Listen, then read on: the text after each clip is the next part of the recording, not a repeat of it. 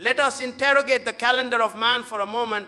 Let us examine the arrogance of routine. Every day, humanity wakes up with the assumption that time belongs to them, that tomorrow will unfold exactly as yesterday did, that the sun will rise without command, that systems will function without oversight, and that nothing, absolutely nothing, will disrupt the clockwork of their lives. But I stand before you to declare that there are days marked not by man, but by the hand of the Almighty, when God interrupts the schedule of the earth, days when time itself trembles under the weight of divine intention.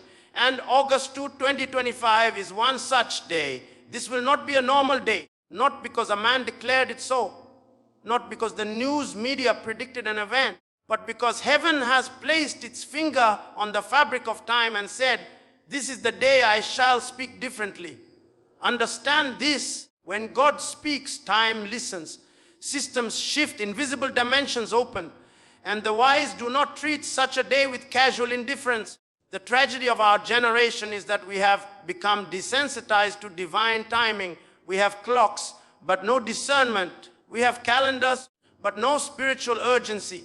We mark birthdays and anniversaries with pride, yet we miss the days when eternity collides with time. And so when God says August 2 shall not be ordinary, He is not informing us for curiosity. He is warning us for preparation. The question is not what will happen. The question is, are you ready to perceive it when it does? When you study the sacred text, you realize God has a history of hiding the extraordinary inside what looks like ordinary. A bush burns, but it is not consumed. A shepherd boy walks into a battlefield and alters the future of a nation. A baby is born in a manger and kings begin to tremble. You see, heaven does not always shout, sometimes it whispers. And those without spiritual ears walk past destiny as though it were a shadow. So when God declares that August 2 will not be normal, He is not promising fanfare. He is announcing a shift that only the spiritually awake will recognize. On that day, do not trust your eyes, trust your spirit. For what looks like coincidence will actually be divine orchestration. What appears like a loss may be a disguised promotion. A door closed might be a rescue mission. A delay might be a divine redirection. God is saying, do not interpret this day through the lens of logic. Interpret it through the lens of alignment. Because normal days answer to man, but a divine day answers only to purpose. Let me go further. There are people who will wake up on August 2 with nothing unusual on their minds. They will go to work. They will check their phones. They will scroll through social media. And yet, something will feel different in the atmosphere. Not louder, but heavier. Not chaotic, but charged. That is what happens when the Spirit of God hovers. That is what happens when heaven leans in. But if your life is too noisy, if your heart is too cluttered, if your routine is too rigid, you may miss the moment entirely. And I dare say, missing a divine moment is more tragic than missing a lifetime opportunity, because divine moments do not knock twice. When God sends a word, it accomplishes what it was sent for, but not everyone benefits from it. Consider this: rain falls over a region, but only the fields that are plowed absorb it. The rest become muddy. So it shall be with August too. The rain of divine favor will fall, but only prepared hearts will be able to contain it. Others will get wet, but they won't grow. Others will feel the shift, but they won't evolve. And some, God help them, will slip through it entirely. You must understand that when God marks a day, He is not just marking a moment, He is marking people. There are prayers that will be answered. There are chains that will be broken. There are assignments that will be revealed. There are mantles that will be passed. There are secrets that will be exposed. There are systems that will collapse. And there are voices long silenced that will begin to echo again. On this day, the Spirit of God will walk among us, not to be analyzed, but to be obeyed, not to be negotiated with, but to be followed. And for those asking, how will I know it's happening? You will know by the unrest in your spirit. You will know because what once satisfied, you will suddenly feel empty. You will know because your usual distractions will lose their flavor. You will know because something deeper inside you will begin to stir like a seed awakening before the rain. And in that moment, you must not delay. You must move. You must pray. You must listen. Because divine days come with divine instructions. And those who hesitate may be disqualified from what could have been. This is not a prophecy to entertain. This is a word to obey. August 2, 2025 is not on heaven's radar as a filler day. It is not marked for entertainment, convenience, or tradition. It is marked for divine confrontation. And when God confronts the world, he does not need our permission. He demands our response. The heavens have spoken. Let those who have ears hear. Let those who have understanding prepare. And let those who walk with God remain vigilant. We live in a generation intoxicated by access, but starved of alignment, a time when people pursue platforms without purpose, chase visibility without virtue, and seek momentum without mandate. But hear me today, August 2, 2025 will not be a day governed by popularity, convenience, or ambition. It will be a day where alignment will be the only currency heaven honors. You may have talent, you may have connections, you may even have influence, but if you are not aligned spiritually, emotionally, mentally, you will watch what was meant for you pass you by. This day will not accommodate the casual. It will not negotiate with the lukewarm. It will not explain itself to the double-minded. It will move with the precision of a divine code. Those who are out of sync will miss the signal, and those who are not rooted will be swept away by the noise. God is not calling for spectators. He is not seeking applause. He is looking for alignment. People who have chosen obedience over options, surrender over strategy, discipline over drama. There is a dangerous assumption that God will wait for us to get ready. But divine appointments are not postponed for procrastinators. When the Spirit of God moves, it does so without apology. It moves like a train on schedule. If you are not at the station, spiritually, emotionally, morally, you are left behind. This is why discernment must be your compass. Because August 2, 2025 is not simply about blessings. It is about positioning. It is about divine geometry. If you are even 1 degree off, you may miss the entire assignment. Look closely at the scriptures and you'll see this truth coded again and again. The 5 foolish virgins were not lacking in desire. They were lacking in alignment. They had lamps, but no oil. They had appearance, but no depth. And when the bridegroom came, it was not their effort that mattered. It was their readiness. This is the divine equation. Effort plus misalignment equals disappointment, but readiness plus obedience equals elevation. What you fail to align with spiritually, you cannot possess physically. So then, what is alignment? It's not merely church attendance. It is not emotional hype. Alignment is the internal synchronization of your life with the will of God. It is when your decisions mirror His instruction. It is when your habits reflect your assignment. It is when your relationships reinforce your purpose. Anything that subtracts from your focus must be reevaluated because the price of misalignment is too costly on a day like August 2. You cannot afford to carry expired connections, outdated identities, or diluted convictions. They will weigh you down at the gate of transition. This is why the enemy attacks your rhythm, not because he fears your present, but because he knows the danger of your divine timing. He knows that when a person is fully aligned, mind, body, and spirit, they become unstoppable. They begin to speak with authority. They begin to walk with clarity. They begin to attract what others chase. The enemy wants you confused. He wants you divided. He wants you too busy to pray, too distracted to discern, too tired to obey. Because he knows that August 2 is not just another page on the calendar, it is a portal. And portals don't open every day. Alignment also demands courage. There are places you will need to exit before the breakthrough comes. There are voices you must ignore, even if they are familiar. There are patterns you must abandon, even if they once worked. God is not upgrading your comfort. He is aligning your calling.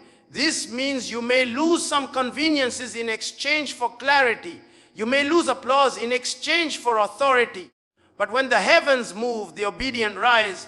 And mark this well, those who are misaligned will misinterpret what God is doing. They will call it chaos when it is cleansing. They will call it judgment when it is justice.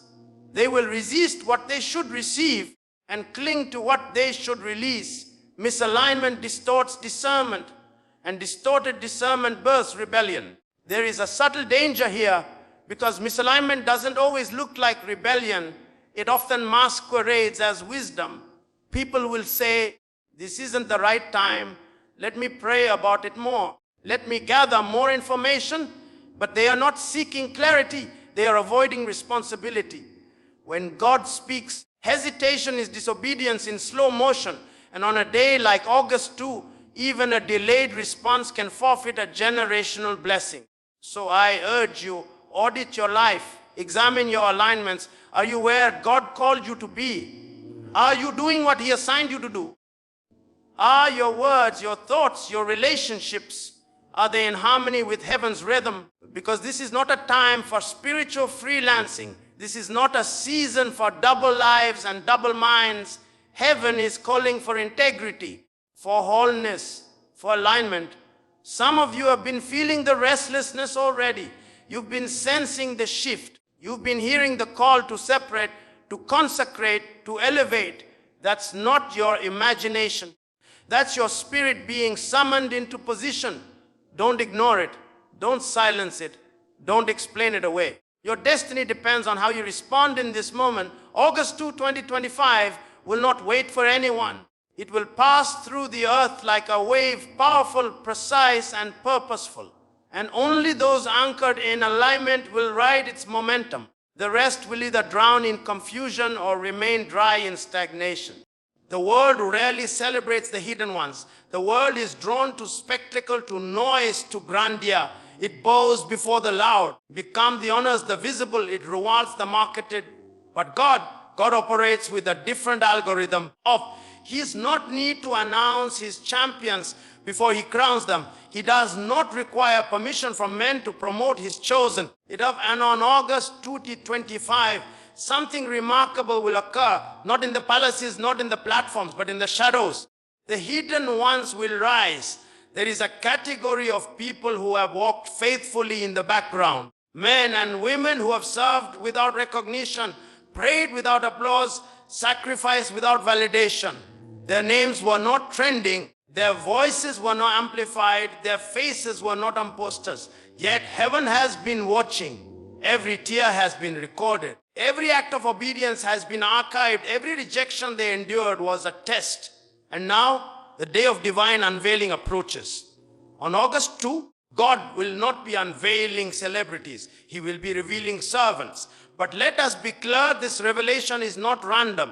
It is not emotional. It is prophetic. God has been preparing them in secret because He intends to use them in seasons of great shaking. These are not individuals who pursued spotlight. They pursued sanctification. They were not interested in going viral. They were obsessed with being faithful. And that is why they are dangerous, because they are not easily bribed by platforms. They are not seduced by titles. They do not need the approval of systems. Their power does not come from man. It comes from the throne room of God.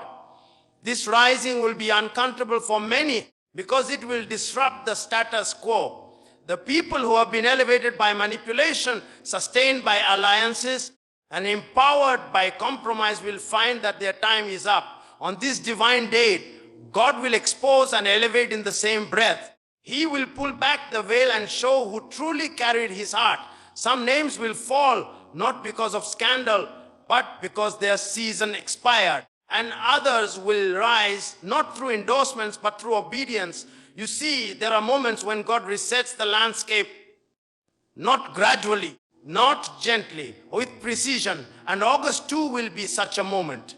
He will break open doors that were shut for decades. He will shift inheritances that were locked behind bloodlines and bureaucracy. The offense of, He will take people from obscurity to influence, not to make them idols, but to make them instruments. This is not a promotion for ego. It is a summoning for assignment. There are prophets who have been speaking to dry bones in silence. There are intercessors who have been warring while others slept. There are innovators who have been building with no funds, no followers, and no favor from men, but with fire from heaven. God has seen them, and He is about to bring them forward, not for fame, but for function, not for entertainment, but for warfare. And let us not romanticize this moment. When God elevates, it is not a reward. It is a responsibility. Visibility is not the prize, it is the weight. And that is why God kept them hidden for so long. He was building their backbone. He was purifying their motives. He was teaching them how to suffer in silence so they would not crumble under success. Done the offense of He allowed to be misjudged so they could learn how to lead with compassion. He permitted isolation so they would be immune to the addiction of attention. When they rise, it offensive, they will not speak as novices. They will speak as those who have bled for truth. The offense of their words will carry thunder because they were forged in storms. Come the offense of their presence will confront systems because they were never trained to serve them. They are coming not to maintain the old order, but to uproot it entirely. And this is why alignment, as we spoke earlier, is crucial. Because if you are still attached to outdated institutions, you may find yourself resisting the very ones God is raising. Some will say, this is not how it's done. Others will ask, who gave them authority? But what they fail to realize is that God does not consult boards before birthing revolutions. It comes the offense of, He does not request approval from tradition before shifting the future. The rise of the hidden ones will be swift, but it will not be shallow. They will carry scars, not statistics. They will preach repentance, not relevance. They will prioritize righteousness, not revenue. And their emergence will not be driven by algorithms. It will be announced by angels. So what does this mean for you? It means that if you have been walking in silence, do not be discouraged. If you have been laboring in secret, do not despise the quiet season. If you have been faithful in the cave, know this: God has not forgotten your address. Your name is written in the hidden archives of heaven, and on the day appointed, He will summon you by name. August 2 is not a call to be seen. It is a call to be ready. Ready in heart, ready in mind, ready in spirit. Because when the trumpet sounds, there will be no time to prepare, only to step forward.